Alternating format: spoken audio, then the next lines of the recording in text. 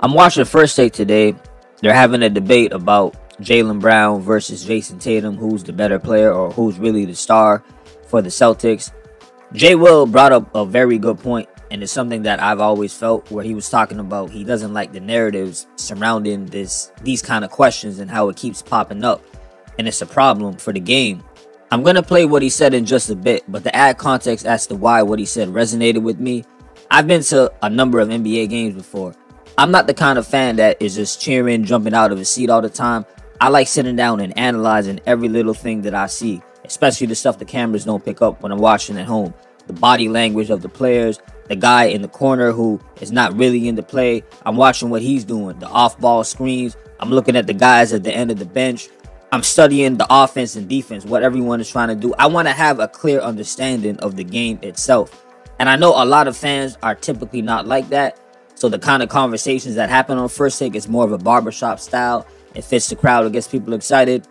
However, it doesn't necessarily educate the fan. And this is why I like the JJ Reddit podcast with LeBron, and we can get into the intentions of that. But the high level of conversation and strategic elements they are talking about, I find to be very refreshing and needed.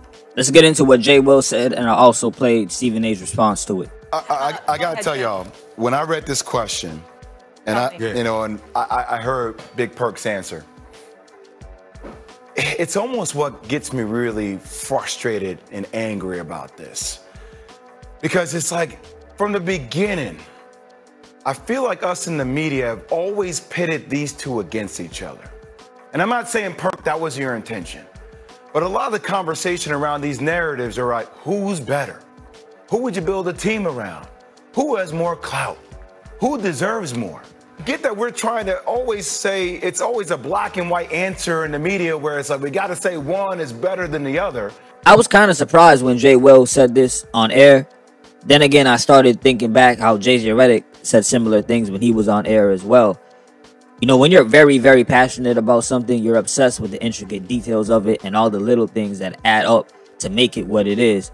So for NBA players, I could imagine that just hearing conversations only about who's better, legacy, that could get annoying at times, because you know how much more there is to the game that makes it what it is. Don't get it twisted though. At the end of the day, basketball is a competitive sport. I'm not trying to say that these kind of debates have no place and we shouldn't have them. It's more about a balance and not letting it oversaturate everything that's going on. With that being said, to be fair, I want to play Stephen A's response to it, and then I'll close this out with my final remarks. We need to get on you and let you know we on the verge of calling you Dear Abby, okay?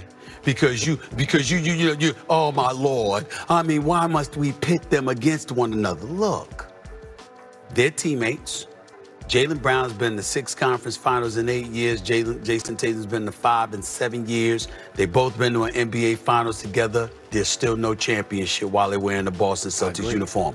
That's going to provoke questions as to why that is. And in dissecting basketball, said, yo, it's my turn, it's your turn. At some point in time, they got to show they could play together, and we're not seeing that. You said that. Yes, I can get the tape for you now. Here's the thing. It's not that the question of Jaylen Brown and Jason Tatum is a wrong one to ask. It's a legitimate question if you're looking at the team and both of those guys, they have similar games, guys play on the perimeter. You could ask that, can they play together? It's the reasoning and the answers that come from it that I think a guy like Jay Will has a problem with. So when he's bringing it up, can they play together? He's not looking at it from the standpoint of just who's the star player, whose legacy is going to be better career-wise.